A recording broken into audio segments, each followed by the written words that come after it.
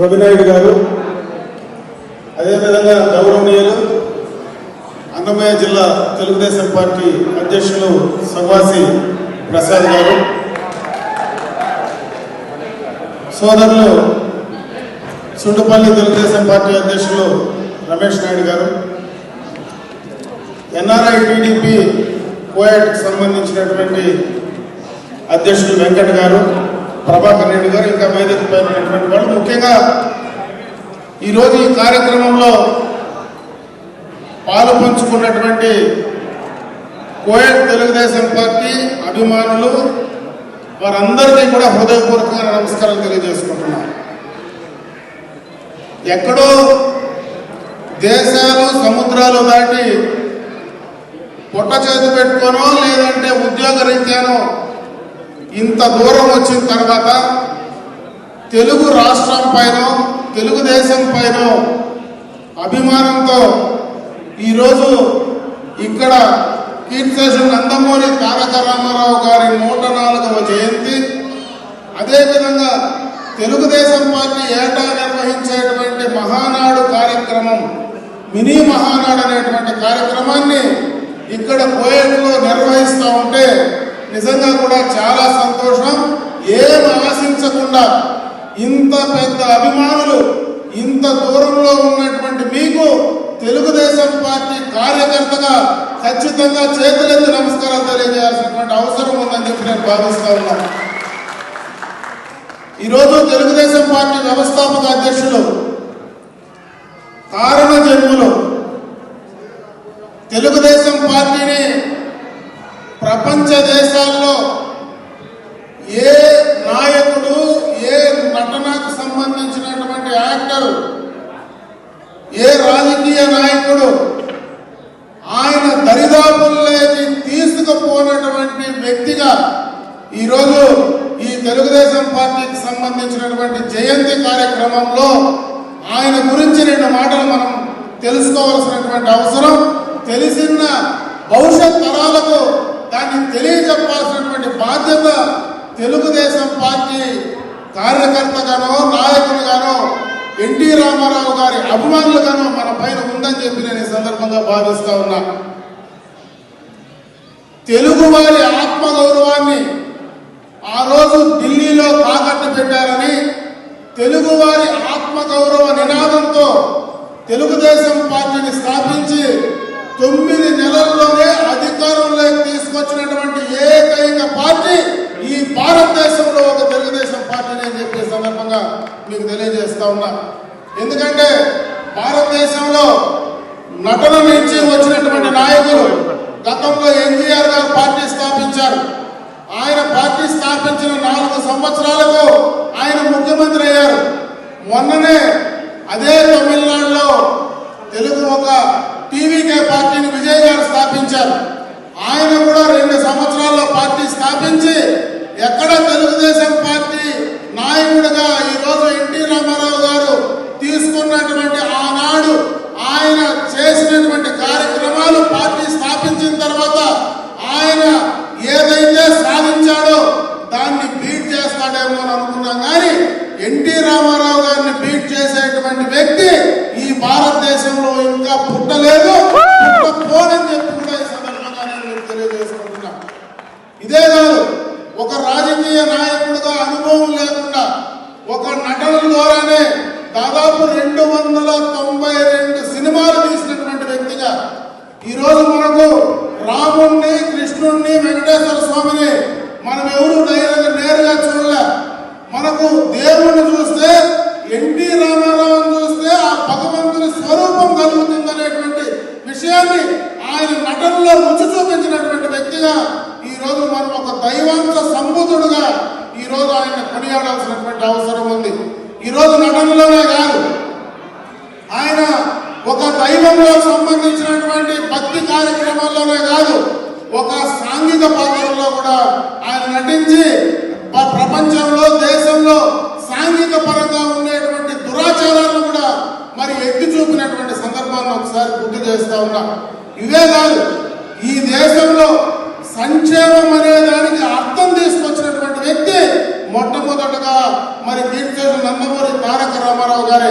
2 రూపాయలకే కిలో బియ్యం ఇవ్వడం, జనతా వస్త్రాలు, అదేవిధంగా ప్రతి ఒక్కరికి పక్కా ఇల్లు నిర్మించేటువంటి ఒక కార్యక్రమాన్ని మొదలు పెట్టిందే ఎన్టీ రామారావు గారు అని చెప్పి నేను ఈ సందర్భంగా గుర్తు చేస్తా ఉన్నా. అదేవిధంగా జనాభాలో సగశాతం ఉండేటువంటి మహిళలను గుర్తించి ఆస్తిలో సమాన హక్కు ఇవ్వడం, రాజకీయాల్లో, స్థానిక సంస్థల్లో రిజర్వేషన్లు కల్పించడం, బడుగు బలహీన వర్గాలకు స్థానిక మరి రాజకీయ పరంగా కూడా రిజర్వేషన్లు కల్పించిన ఘనత కూడా ఎన్టీ రామారావు గారికి దక్కుతుందని చెప్పి సందర్భంగా గుర్తు చేస్తా ఉన్నా. ఈరోజు మనమందరం కూడా రాయలసీమ ప్రాంత వాసులం. గతంలో ఎప్పుడు మనం పైన వర్షాన్ని చూసుకొని వ్యవసాయం చేసుకునే వాళ్ళం. ఆయన అధికారంలోకి వచ్చిన వెంటనే అంద్రినీవా, కాలేరు నగరి, తెలుగు గంగాకు ఎప్పటి నుంచినో దూరాలోచన చేసి ఆయన బీజం వేసిందే మరి నందమూరి తారక రామారావు గారు.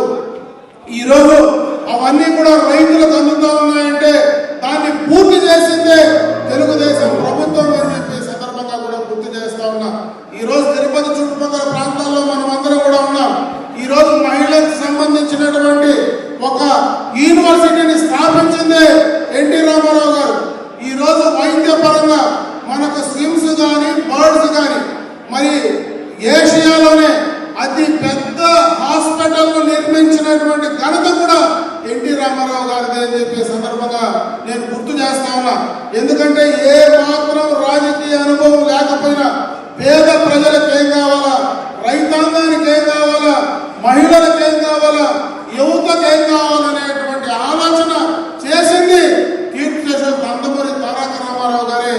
ఆయన్ని ఇటువంటి సందర్భంలో ఈ రోజు 104వ జయంతి ఘనంగా కూడా మనం నిర్వహిస్తా ఉన్నాం.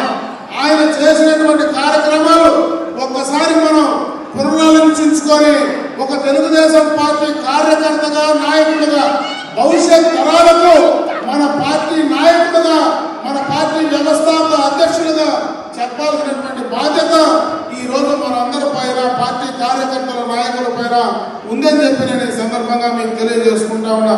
ఆ తర్వాత జరిగినటువంటి పరిణామాలన్నీ కూడా ఇప్పుడే ఇక్కడ సోదరులందరూ కూడా మాట్లాడారు.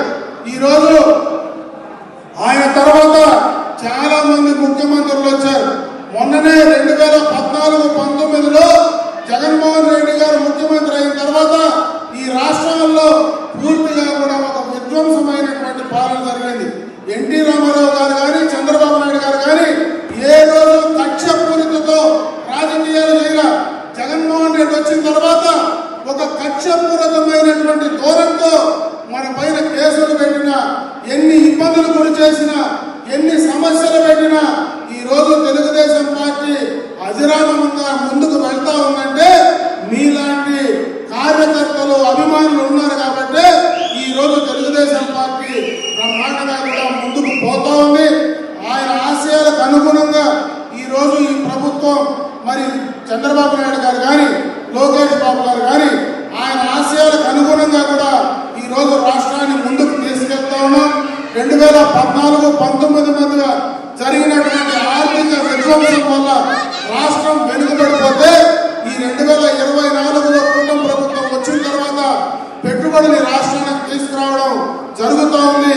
రాయలసీమ ప్రాంతంలో సాగునీటికి సంబంధించినటువంటి ప్రాజెక్టులు కంప్లీట్ చేయడానికి ముందుకు తీసుకుపోతా ఉన్నాం.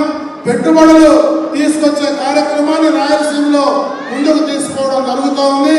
ముఖ్యంగా రాయలసీమలో దాదాపు 1,00,000 కోట్లతో అంటే ఒక 40,000 కోట్ల రూపాయలు రాయలసీమలో వచ్చినటువంటి ఒక మరి ఈ యొక్క హబ్గా కూడా దాన్ని క్రియేట్ చేసి మనకు దానికి సంబంధించినటువంటి అన్ని కార్యక్రమాలు అటు రోడ్లు కానీ సాగునీటి ప్రాజెక్టులు కానీ అన్ని తీసుకెళ్ళడానికి ప్రయత్నం జరుగుతూ ఉన్నాయని చెప్పి సందర్భంగా మీ అందరి దృష్టికి తీసుకొస్తూ ఇవన్నీ కూడా ఈ ప్రాంతంలో మీకు చెప్పాల్సినటువంటి అవసరం ఉందని చెప్పి నేను భావిస్తూ మీరందరూ ఏమి ఆశించకుండా ఈరోజు ఎన్నికల్లో అటు తెలుగుదేశం పార్టీ గెలిస్తే చాలు, అక్కడ శాసనసభ్యుడు ఎవరైనా మాకు అవసరం లేదు, తెలుగుదేశం పార్టీ నాయకత్వం ఈ రాష్ట్రంలో గెలవాలని చెప్పి ఏం ఆశించకుండా పనిచేసేటువంటి మీలాంటి కార్యకర్తలు అభిమానులు ఉన్నంత వరకు తెలుగుదేశం పార్టీకి డోకా లేదని చెప్పి మరొకసారి తెలియజేసుకుంటూ ఈరోజు మేము వచ్చేటప్పుడు కూడా చాలా మంది మాట్లాడారు. అయ్యా ఈరోజు పక్కనే మనకు కోయట్ పక్కనే ఇరాన్ ఉంది, మొన్ననే కూడా బాంబులు వేసి చాలా ఇబ్బందులు జరుగుతూ ఉన్నాయి, మీరు ఈ సందర్భంలో అక్కడికి పోవాలన్న అవసరం ఉందని చెప్తే ఖచ్చితంగా కూడా పోతా ఉన్నాం. లేకపోతే అది జరగకుండా అడగకుండా ఉంటే ఒకవేళ మేము ఆగిపోయి ఉంటామేమో కానీ ఆ మాట అనిందానికే మేము ఖచ్చితంగా కోయట్కు పోతాం. అక్కడ ఉన్నటువంటి వాళ్ళు ఇన్ని జరిగిన మమ్మల్ని ఇంత అభిమానించి పిలిచేటువంటి వాళ్ళు ఈరోజు ఎక్కడ ఏం ఆశించకుండా తెలుగుదేశం పార్టీని మరి ఈ రాష్ట్రంలో గెలవాలనేటువంటి ఒక దృఢమైన నిశ్చయంతో పనిచేసేటువంటి అభిమానులు ఇక్కడ ఉంటే మాకు ఏమీ జరగదు, మమ్మల్ని హక్కును పెట్టుకొని మళ్ళీ కూడా ఎనికి పంపిస్తారనే ధైర్యం ఉందని చెప్పే మేము అక్కడికి రావడం జరిగింది. అప్పుడే రవినాయుడు చెప్పినట్టు మేము వస్తానే ఒక 2 కార్యక్రమాలు అడిగినారు. ఎందుకంటే ఎక్కువ మంది ఇక్కడ ఉండేవాళ్ళు అటు కడప చిత్తూరుకు సంబంధించినటువంటి ప్రాంతం వాళ్ళే ఎక్కువగా 2 జిల్లాల్లో ఉండే వాళ్ళే ఉన్నారు. అక్కడ ఎప్పుడైనా కూడా మనకు డైరెక్ట్ ఎయిర్లైన్స్ ఫెసిలిటీ ఇక్కడికి ఏదైతే అటు దుబాయ్ కావచ్చు, సౌదీ కావచ్చు, కువైట్ కావచ్చు, అన్ని ప్రాంతాల్లో కూడా మన ప్రాంతం వాళ్ళు ఉన్నారు. మనకు డైరెక్ట్ గా దగ్గరలోనే మనకు ఎక్కడైనా అవకాశం దొరికితే మాకు చాలా కష్టంగా ఉంది. ఇంకొక ఇబ్బంది కూడా చెప్పారు, దాదాపు సొంత ఊరు నుంచి అటు చెన్నైకో లేదా బెంగళూరు పోవాలంటే 8 గంటలు రోడ్డు పైన ప్రయాణం ఉంది. ఈ మధ్యలోనే ఒక కుటుంబం అంతా కూడా రోడ్డు యాక్సిడెంట్ లో చనిపోవడం జరిగింది. కాబట్టి దాన్ని లేకుండా నివారించడానికి ఈ రోజు మన ప్రభుత్వం ఇటు ఆ రాష్ట్రంలో కేంద్రంలో కూడా భారతీయ జనతా పార్టీ మోడీ గారి ప్రభుత్వంతో కూటమితో మనం కలిసి పనిచేస్తున్నాం. కాబట్టి మీరు ఖచ్చితంగా చెప్పి చేయమని అడిగితే నేను కూడా నేను వాళ్ళకి చెప్పిన తప్పనిసరిగా రామ్మోహన్ నాయుడు గారికి దృష్టికి తీసుకెళ్ళి మా వంతు ఒక శాసనసభ్యుడిగా నీకు కలిసి ఉండేటువంటి వ్యక్తిగా తప్పనిసరిగా మా వంతు ప్రయత్నం మేము చేసి తీరుతామని చెప్పి ఒకసారి వాళ్ళకు కూడా చెప్పే ప్రయత్నం చేస్తున్నాం.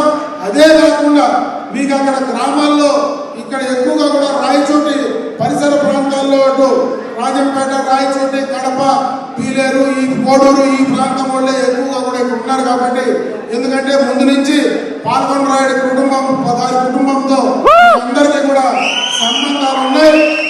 ఏ వచ్చినా కూడా తప్పనిసరిగా కూడా మీకు కూడా ఒక యువ నాయకుడిగా చంద్రబాబు నాయుడు గారు వారిని ముందుకు తీసుకురావాలనేటువంటి ప్రయత్నంలో భాగంగానే, ఎందుకంటే ఆనాటి నుంచి కూడా తెలుగుదేశం పార్టీలో అభిమానంగా ఉండేటువంటి కుటుంబం అది. ఈ రోజు మళ్ళా చంద్రబాబు నాయుడు గారు ఆ కుటుంబంలో వ్యక్తిని మళ్ళా రాజకీయంగా నేను అన్ని రకాలుగా సహకరిస్తాను, మీరు ముందుండి పనిచేయాలని కోరారు. కాబట్టి ఆయన అండ ఖచ్చితంగా ఆ ప్రాంతంలో పాత కడప జిల్లాలో ఖచ్చితంగా మీకు ఉంటుంది. ఇటుపక్క ఎప్పుడైనా అటు చిత్తూరు కానీ మదనపల్లి ఏరియాలో ఏదైనా అవసరం ఉంటే ఆ ప్రాంతంలో నేను కూడా ఉన్నాను. కాబట్టి ఖచ్చితంగా నా దృష్టికి కూడా తీసుకొస్తే నా వంతు చేయగలిగినటువంటి కార్యక్రమాలు తప్పకుండా చేసే ప్రయత్నం చేస్తానని చెప్పి ఈ సందర్భంగా మీ అందరి దృష్టికి తెస్తా ఉన్నాను. ఎందుకంటే నేను స్వతహాగా మరి తెలుగుదేశం పార్టీలో ఎన్టీఆర్ గారి మీద అభిమానంతోనే నేను రాజకీయాల్లోకి వచ్చినా. నేను అసలు రాజకీయాల్లోకి వస్తానని కూడా అనుకోలే. మరి రాజకీయాల్లోకి హరికృష్ణ గారు ఆ రోజు ఎవరైతే ఎన్టీఆర్ గారు వ్యాను ఆయన తోలుతా ఉంటే ఆయన వెనకండి పరిగెత్తపోయి ఆ రోజు నుంచి రాజకీయాల్లోకి రావాల్సి వచ్చింది. ఎన్టీఆర్ గారే నన్ను జిల్లా రాజకీయాల్లో మొట్టమొదటిగా జిల్లా రాజకీయాల్లో నన్ను డిసిసిబి అధ్యక్షుడిగా కూడా ఎన్టీఆర్ గారు అవార్డు చేసి రాజకీయాల్లో వచ్చాడు. కాబట్టి నేను ఎక్కడున్నా బ్రతికున్నంత వరకు ఎన్టీఆర్ గారి అభిమానిగానే మరొకసారి తెలియజేసుకుంటూ ఈరోజు కోవిడ్లో మీలాంటి ఇక్కడ ఉన్నటువంటి అభిమానులు మరి ప్రపంచ దేశాల్లో అన్ని చోట్ల కూడా చేస్తూ ఉన్నారు. మీరు చేసే కార్యక్రమాల ద్వారా ఇంకా మనకు ప్రపంచంలో మీలాగా మనకు అక్కడ ఎవరైతే తెలుగువారు తెలుగుదేశం పార్టీ అభిమానులు ఉన్నారో వారందరూ కూడా ముందుకు వచ్చి పనిచేస్తారని, మీ ఆలోచనలు మీ ఆశయాలకు అనుగుణంగా ముందుకు వెళ్ళాలని, అదేవిధంగా తెలుగుదేశం పార్టీ ఎన్టీఆర్ గారి ఆశయాలకు అనుగుణంగా మనమందరం కూడా పనిచేయాలా. అప్పుడే రఘునాయుడు చెప్పినట్టు చంద్రబాబు నాయుడు గారిని ముఖ్యమంత్రిని చేసేసాం కాబట్టి మనకి ఇంకేం పని లేదు, మన అయిపోయింది, మన పని అయిపోయింది అనుకుంటే కరెక్ట్ కాదు. మనం ఎవరికైతే గ్రామాల్లో మీరు వచ్చి మనం పనిచేశారో, ఎవరికైతే మనం ఏమైనా మాటలు చెప్పి ఆ కార్యక్రమాలు చేశామో, ఈరోజు కొన్ని సందర్భాల్లో ఒకటి జరగచ్చు, ఒకటి జరగకుండా పోవచ్చు. దానికి ఎవరు నిరుత్సాహపడకుండా మనం అందరికీ కూడా పనిచేసే కార్యక్రమాన్ని మీ వంతు పనిచేయాలని చెప్పి మీ అందరికీ కూడా తెలుగుదేశం పార్టీ ఖచ్చితంగా అండగా ఉంటుందని చెప్పి మరొకసారి తెలియజేసుకుంటూ, ఈరోజు నాకు ఇంత మంచి అవకాశం ఈరోజు కోవిడ్లోకి వచ్చి మిమ్మల్ని అందరినీ కూడా చూసి మీతో మాట్లాడేటువంటి అవకాశం కల్పించినటువంటి ఈ యొక్క కార్యక్రమ నిర్వాహకులు అంటే వెంకట్ గారు కావచ్చు, ఇక్కడ చాలా మంది ఎన్ఆర్ఐకి సంబంధించి, టీడీపీకి సంబంధించి, ఎన్టీఆర్ సేవా సమితికి సంబంధించినటువంటి వాళ్ళందరూ ఉన్నారు. వాళ్ళందరికీ కూడా మనస్ఫూర్తిగా కృతజ్ఞతలు తెలియజేసుకుంటూ సెలవు తీసుకుంటున్నా. జై హింద్.